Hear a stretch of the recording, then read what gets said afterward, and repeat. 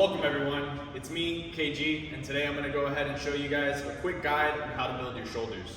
Just like any other muscle, we're going to focus on three main factors.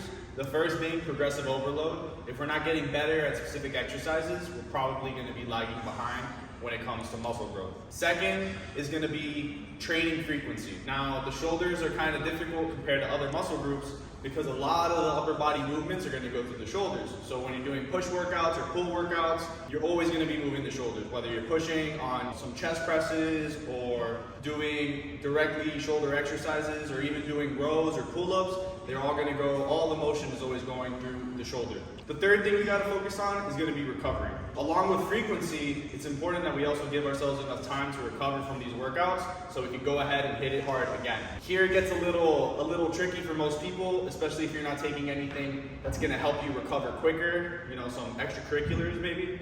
But instead we'll focus on giving ourselves at least 2 rest days before we go back into our shoulder exercises.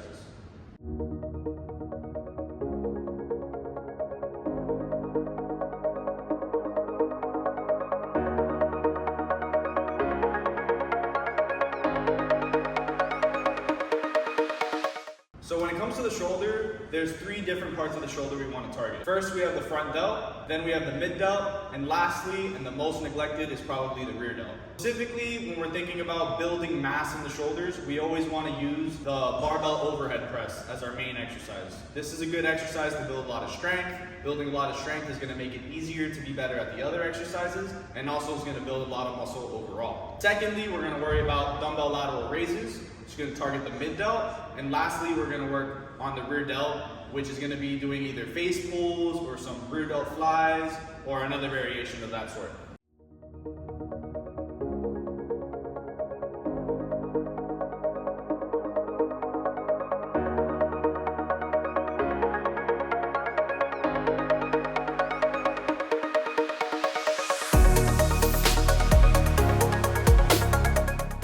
So it doesn't have to exactly be these movements. Today we're going to focus on the barbell overhead press, dumbbell lateral raises, and the rear delt flies on the cable. But you have great substitutes for all of these. For example, for the barbell overhead press, you can substitute with dumbbells and do some dumbbell overhead presses. You can substitute by doing dumbbell Arnold presses, or you can even work yourself into a calisthenic exercise and do some handstand or pike push-ups. So for the lateral raises, the only thing here that I would add to make the workouts a little bit different would be doing one arm or both arms simultaneously. So I'd be taking a break from either one of those. Today we did some dumbbell lateral raises to the side, but we could also do it with one dumbbell at a time or use the cable to try to get more activation in the mid delt.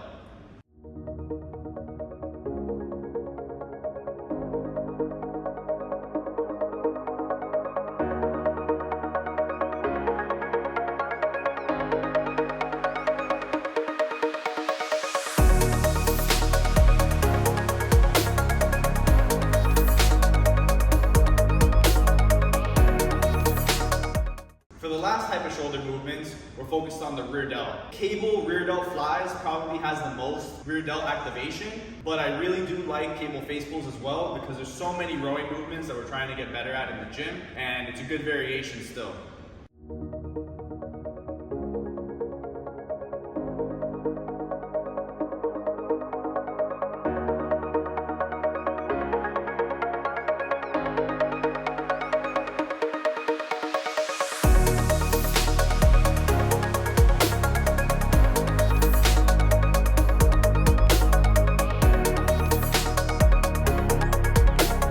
So make sure that during your next shoulder workout, you focus on these 3 movements: an overhead press, a lateral raise, and a rear delt focused exercise. Definitely focusing on the rear delts because those are the ones that are most likely to be left behind. Variations are always welcome. You always want to be changing it up, trying to explore new exercises, different ways to engage your muscle, but more or less 1 of each exercise, 3 exercises minimum. Do it frequency at least twice, maybe 3 times a week if you're rested, and have at it.